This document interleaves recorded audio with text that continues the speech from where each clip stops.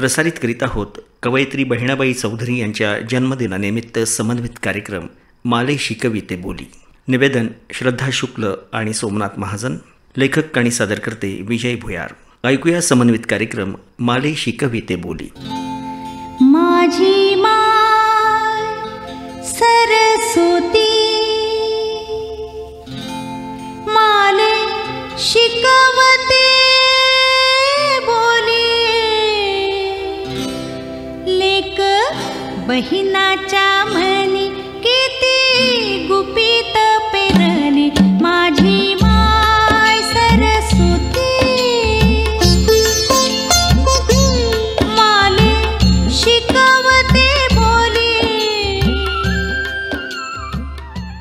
निखळ सौंदर्यातून होणारा कलाविष्कार हा कलात्मक असतो, मनाला रिझवणारा असतो. परंतु माणसाला अंतर्मुख करण्यासाठी जीवनातील नाट्य रेखाटण्याची क्षमता त्याच्यात येण्यासाठी जरुरी असतो तो वेदनेचा पीळ. त्यातूनच मग शाश्वत मूल्य जोपासणारं तत्वज्ञान जन्माला येतं. ज्या परिसराबाहेर बहिणाबाईंचं पाऊल कधी पडलं नाही त्या परिसरात कविता ही काय असते हे माहीत असणं असंभवच होतं. सोपानदेवांच्या चुलत्यांना एकदा कुणीतरी म्हटलं, तुमची वहिनी छान कविता करते. त्यावर ते म्हणाले की ती कविता करत नसून जात्यावर वव्या म्हणते. छापून येते तीच कविता, अशी त्या काळची धारणा होती. तरी पण खानदेशातली ही खेडवळश्री आपल्या संसाराची, जीवनाची, निसर्गाची गाणी अविरतपणे गात होती. सहज धर्म म्हणून कळीनं फुलावं, विकसित व्हावं, गंध उधळावा आणि मिटून जावं अशी बहिणाबाईंची गाणी आकारत होती. रानात फुललेल्या एकट्याच वनवासी फुलासारखी बहिणाबाईंची कविता. अत्रेंसारखा जाणकार जेव्हा त्या आडवाटेला गेला तेव्हाच या फुलाचं स्वाभाविक सौंदर्य आपल्याला माहीत झालं. फुलणं हा फुलाचा सहज धर्म, वाहणं हा पाण्याचा आणि हवेचा सहज धर्म, तितकाच गाणी गाणं हा बहिणाबाईंचा सहज धर्म होता. त्यांचं मूल्य त्या जाणत नव्हत्या. काव्य जगताशी परिचय नाही, काव्यांची जाण नाही. इतकंच नव्हे तर काव्य हा शब्दही माहीत नाही. काव्य ही एकाकी जीवनातील त्यांची सोबत होती. कष्टमय जीवनातील विरंगुळा होता. संसारातील काबाड कष्टात देह झिजवीत असता अंतरात दाटून आलेल्या भावनांची शब्दरूपी कड होती. बहिणाबाईंच्या काव्याला अनुभूतीचं अधिष्ठान आहे. माय सरस्वतीनं जे बीज मनात पेरलं होतं त्याला त्यांनी अनुभवानं, संस्कारानं आणि परंपरेनं पोसलं. त्यांचे वडील गावचे महाजन असल्यानं उच्च दर्जाच्या लोकांची, साहित्यिकांची त्यांच्या घरी ये जा असे. त्यातूनही बरेचसे संस्कार बहिणाबाईंवर घडले.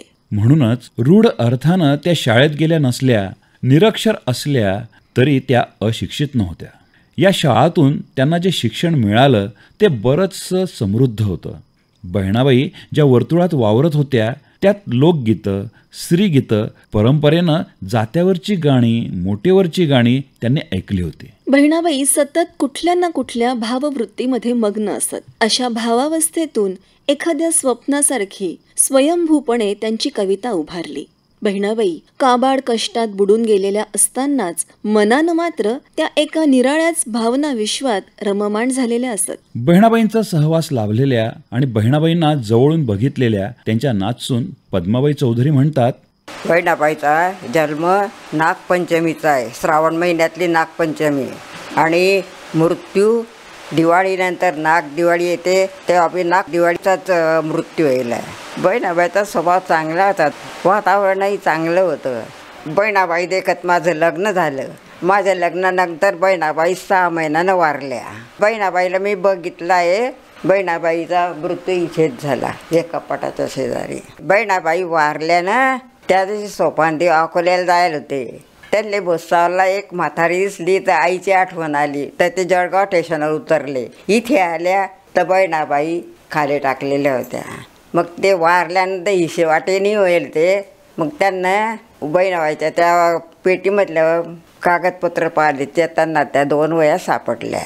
बहिणाबाई म्हणत होत्या, माझ्या देखत माझ्या नातवाचं लग्न झालं पाहिजे. आणि मी जशी गाणं गायते, मी घटावर गाणं गायलं की त्यांच्या बहिणीचा मुलगा ओळीवर टिपत होता. आणि तसं तुम्ही पण पुढे. बहिणाबाईला 2 मुलं आणि 1 मुलगी होती. कासाबाई मोठे आणि सोपानदेव लहान. कासाबाई मोठी होती. बहिणाबाईंचा परिचय जीवनाचं तत्वज्ञान, श्रमाची प्रतिष्ठा, भाव, सौंदर्य, प्रतिभा, निसर्गकन्या, विचार आणि कल्पना याद्वारे बहिणाबाईंचं व्यक्तिमत्व डोळ्यांसमोर येतं. बहिणाबाईंच्या काव्यातून वेगवेगळ्या प्रसंगी वेगवेगळ्या विषयांसंबंधी व्यक्त झालेली त्यांची मतं आणि तत्कालीन व्यक्तींनी व्यक्त केलेले विचार यातून बहिणाबाईंच्या स्वभावाचं दर्शन होतं. बहिणाबाई आपल्या गाण्यांमध्ये मोजून मापून शब्द वापरत असत. तसंच बोलताना सुद्धा शब्दांचा वापर जपून करायला हवा, योग्य तेच शब्द वापरावे असा बहिणाबाईंचा कटाक्ष होता. एकदा बहिणाबाई सोपानदेवांना म्हणाली, तू जे सबद बोलतो त्या शब्दाशी तू कधी बोलला का रे? सोपानदेव म्हणाले, शब्दांशी कसं बोलायचं? मग तिने एक उदाहरण देऊन स्पष्ट केलं आणि म्हणाली, एक एक सबद कसा ज्ञान शिकावतो ते शिकलं पाहिजे. हा संवाद वाचल्यानंतर तुकाराम महाराजांच्या आम्हा घरी धन शब्दांचीच रत्ने या ओळी लगेच आठवतात.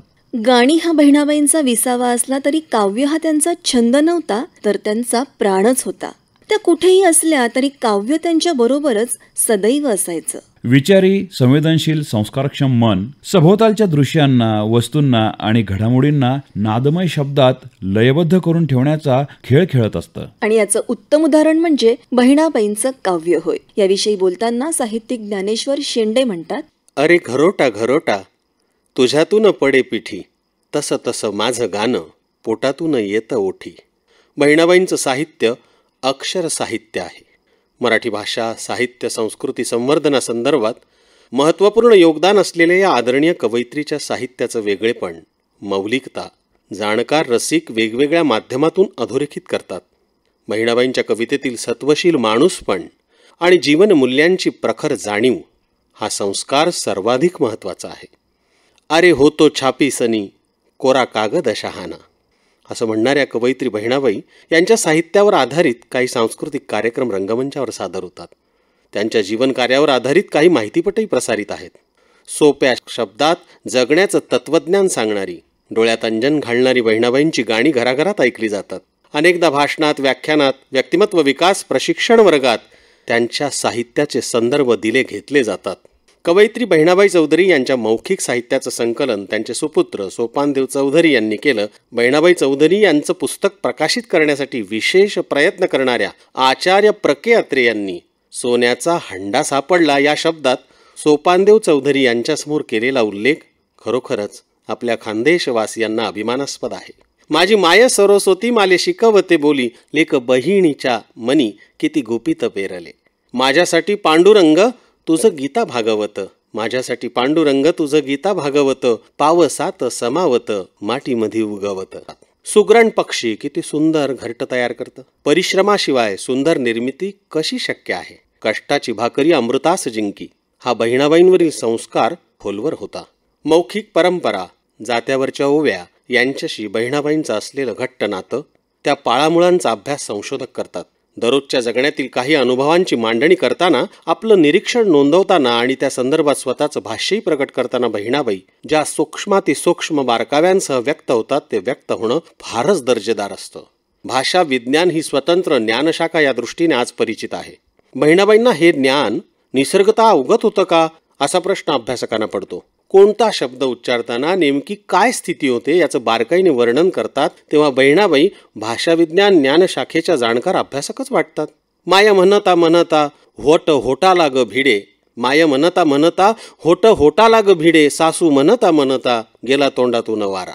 जगभर बोलीभाषा जतन करण्यासंदर्भात जागरूकता असल्यामुळे लेवा पाटीदार बोलीत असणाऱ्या बहिणाबाईंच्या काव्याचाही अनेक पैलूंनी अभ्यास केला जातो. त्यांच्या कवितेचा चिकित्सक अभ्यास करणाऱ्या संशोधकांनी एमफिल PhD पर्यंत पदवी प्राप्त केली आहे. लेकीच्या माहेरासाठी माय सासरी नांदते. अगदी मोजक्या शब्दात साऱ्या नांदत्या स्त्रिया माता भगिनींच्या हृदयातला अंतस्वर बहिणाबाई इथे प्रकट करतात. वर्तमानाचा धागा कर्तव्य कठोरपणे जपणाऱ्या, आहे त्या परिस्थितीला निर्भीडपणे सामोरे जाणाऱ्या बहिणाबाईंनी दुष्काळग्रस्त परिस्थितीत मेहरुण तलावावर मजुरीही केली. स्वतःचं शेतशिवार होतं, पण दुष्काळ अन्नपाणी महाग करतो. बिकट परिस्थिती असताना वाट काढत राहणारी बहिणाबाई केवळ शब्दातून सकारात्मक दृष्टिकोन देते असं नाही, कवयित्री स्वतः तसं जगली होती. म्हणूनच बहिणाबाईंच्या कविता तिच्या अनुभवाची पाठशाळा समजावून सांगतात. पती निधनानंतर तप्त वास्तव या माऊलीनं स्वीकारलं, मन पक्क केलं. 3 लेकरं समोर होती. आहे ते आहे हे वास्तव स्वीकारून आयुष्याच्या वाटेवर मनस्वी चालत राहणं बहिणाबाईंची धारणा होती. सत्य धारदार काचेसारखं असतं हे तिला माहीत होतं. म्हणूनच जगण्याचं तत्वज्ञान सांगण्यासाठी बहिणाबाईंसारखी कवयित्री संदर्भ ग्रंथांची पानं पाहत नाही. ती वाचते स्वतःला अंतर्बाह्य. आजपर्यंतच्या आयुष्याचं पुस्तक कवयित्रीच्या डोळ्यांसमोर असतं. अलंकार, प्रतिमा, प्रतीक याचा गुंता बहिणाबाईच्या काव्यात नाही. मनातलं मनापासून सांगताना स्वतःशी पारदर्शक आणि प्रांजळ राहते आणि म्हणून दृष्टांत दाखल्यातही ती अडकत नाही. वस्तुस्थितीची जाणीव किती स्वच्छ, किती निरागस आणि कोणत्याही कृत्रिम प्रसाधनाचे लेप न लावता असू शकते का, तर असू शकते हे समजून घेण्यासाठी बहिणाबाईंच्या अंतःकरणातल्या तळपाण्याजवळ जाता येतं. प्रसादासारखं हे पाणी ओंजळीत घेताना या नितळ पाण्याला जीवन का म्हणतात हे तिथे उमसतं. बहिणाबाईंच्या याच निर्मळ पाण्यातील गुलाबी शुभ्र स्वरकमळात रुंझुण आहे तशी खोलवर जाणवणारी जगण्याची झिंझिणही आहे. साऱ्या स्त्रिया योगिनी नसतात, बहिणाबाई सुद्धा नाही. मात्र नात्यातली कोवळी रेख कळते तिला. खुल्या दिल्याच्या आहेत, मिस्किल शैलीत समजावून सांगणाऱ्या आहेत, तरी आपलं घर, घराचा उंबरा कसोशीने उरात जपणाऱ्या आहे. मराठी साहित्यसृष्टीचा विचार करता त्यावेळी अनेक कवयित्री आपलं स्थान बळकट करण्यासाठी सातत्याने धडपडत होते. मात्र या सभोवतालच्या गर्दीत काहींचं वेगळेपण वैशिष्ट्यपूर्णपणे दिसत होतं.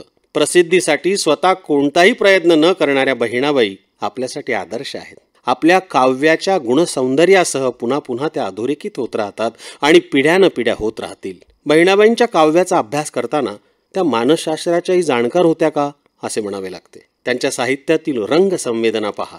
आपल्या सर्वांच्या रोजच्या जगण्याचा कॅनव्हास व्यापून टाकणारे रंग.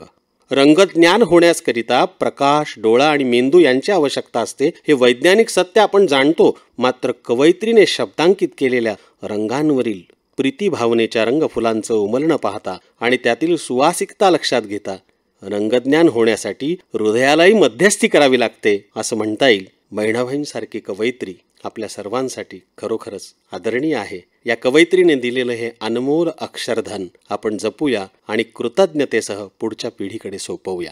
बहिणाबाईंच्या गाण्यांची भाषा ही लोकगीताप्रमाणे बोलीभाषाच आहे, पण त्यांच्या भाषेला खास ढंग आहे तो लेवा बोलीचा. त्यांची भाषा आहे मराठीच, परंतु तिचा घाट वऱ्हाडी आणि थाट अहिराणीचा. ही भाषा सीमेवरील भाषा आहे. त्यामुळे वऱ्हाडी आणि अहिराणी या दोन्हींचाही बहिणाबाईंच्या काव्यभाषेवर प्रभाव आहे. संकटाच्या वेळी खचून न जाता दृढ राहण्याची वृत्ती, अपार कष्ट करण्याची जिद्द हे गुणवैशिष्ट्य बहिणाबाईंच्या ठायी होते आणि अचानक आलेल्या वैधव्याच्या वेळी हेच त्यांच्या कामी आले. आत्मसंवादाच्या लयीत बहिणाबाईंनी आपल्या दुःखाचा निचरा केला. त्यातून त्यांना आत्मसुखाची पाऊलवाट गवसली. अहिराणी भाषेचा हा नवा अलंकार, यामुळे मराठी काव्यसृष्टी स्थिमित झाली. प्रपंच, विज्ञानाची सखोल समज बहिणाबाईंच्या काव्यातून व्यक्त होते. जीवन जाणीवेचं बहिणाबाईंचं प्रगल्भ आकलन न्याहाळण्यासारखं आहे. मिताक्षरात व्यापक जीवनाशय त्या अगदी सहजपणे मांडतात. बहिणाबाईंचं काव्य जीवनाशय समजून घेण्यासाठी बहिणाबाई चौधरीवाडा या त्यांच्या जळगाव येथील घरीच त्यांच्या आठवणींचं संग्रहालय स्थापन करण्यात आलं. बहिणाबाई चौधरी मेमोरियल ट्रस्ट याविषयी माहिती देत आहेत त्यांचे पणतू आणि बहिणाबाई चौधरी मेमोरियल ट्रस्टचे समन्वयक अशोक चौधरी. कवयित्री बहिणाबाई चौधरी हे साहित्यसृष्टीतील आदरणीय व्यक्तिमत्व. सर्वांच्या काळजावर कायमचं कोरलेलं हे अक्षर साहित्य. शालेय असो व विद्यापीठाच्या पाठ्यपुस्तकात पिढ्यानपिढ्या असणाऱ्या या वंदनीय कवयित्री. बहिणाबाई ज्या घरात राहत होत्या ते घर बहिणाई स्मृती संग्रहालयाच्या रूपाने नावारूपास आले आहे. बहिणाबाई या घरात 1893ला वयाच्या 13व्या वर्षी नथुजी चौधरी यांच्याशी लग्न करून आल्या. तेव्हापासून शेवटपर्यंत त्या या घरातच होत्या. बहिणाबाईंचं कृतिशील तत्वज्ञान इतकं श्रेष्ठ होतं, पिढ्यानपिढ्या अमृताची शिदोरीत झाले. जळगावच्या विद्यापीठाला त्यांचे नाव देण्यात आले. बहिणाईंनी निर्माण केलेलं काव्य लेवा गणबोली या खानदेशी बोलीतील असून माहेर, माणूस, सासर, संसार, कृषी जीवन, कष्ट, कर्तव्य, निसर्ग, ईश्वर, अध्यात्म, दैवतांच्या नातेसंबंधातील माणसांचे जगणे असे अनेक विषय या कवितेंचे आहेत. बहिणाईंना नित्य उपयोगी ठरणाऱ्या दैनंदिन वस्तूंचा संग्रह बहिणाई स्मृती येथे केला असून हे सर्व साहित्य बहिणाबाईंचे पंतू पांडुरंग चौधरी व त्यांच्या पत्नी पद्माबाई चौधरी यांनी सांभाळून ठेवले होते. यामध्ये स्वयंपाकासाठी लागणारी मातीची, तांब्या पितळाची भांडी, घरोटा, पाण्याचा डब्बा, बटलोई, तवा आणि चुला, भाकरी बनवण्याचे पायल म्हणजेच परात, टोपले, मुसळ, समई, कंदील हे सर्व आहे. बहिणाईंच्या वापरातील वाहना म्हणजे चप्पलही असून पत्र्याची पेटी ज्यामध्ये सोपानदेवांनी बहिणाईंचं जे काव्य आहे ते लिहून ठेवलं होतं, त्या पेटीसुद्धा इथं आहे.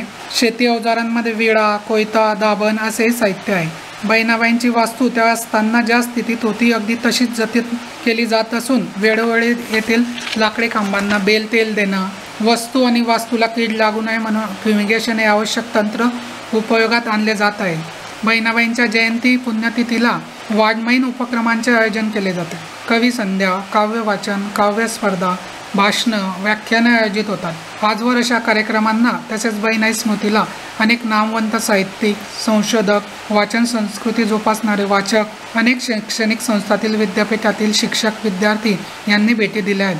बहिणाबाईंच्या परिवारातील वारसदारांची भेट घेण्याची आणि त्यांच्याशी बहिणाईंविषयी चर्चा करण्याची जिज्ञासा येथे सर्व लोकांची पूर्ण होताना दिसते. ट्रस्टतर्फे ₹51,000चा बहिणाई सर्वोत्कृष्ट कवयित्री पुरस्कार नियमित प्रदान केला जात असून अनेक मान्यवरांना हा पुरस्कार देऊन गौरवण्यात आले आहे. बहिणाई या माहितीपटाची सुद्धा निर्मिती ट्रस्टद्वारे करण्यात आली. या बघा बहिणाई स्मृतीला भेट द्या.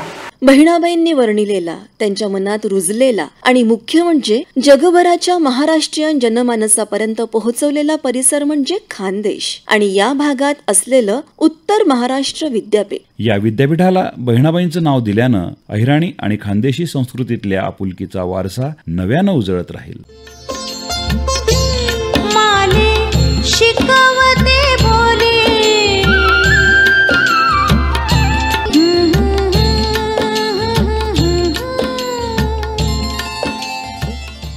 आत्ताच आपण कवयित्री बहिणाबाई चौधरी यांच्या जन्मदिनानिमित्त समन्वित कार्यक्रम ऐकलात. माले शिकविते बोली. निवेदन श्रद्धा शुक्ल आणि सोमनाथ महाजन. लेखक आणि सादरकर्ते विजय भुयार. ही आकाशवाणी जळगाव केंद्राची निर्मिती होती.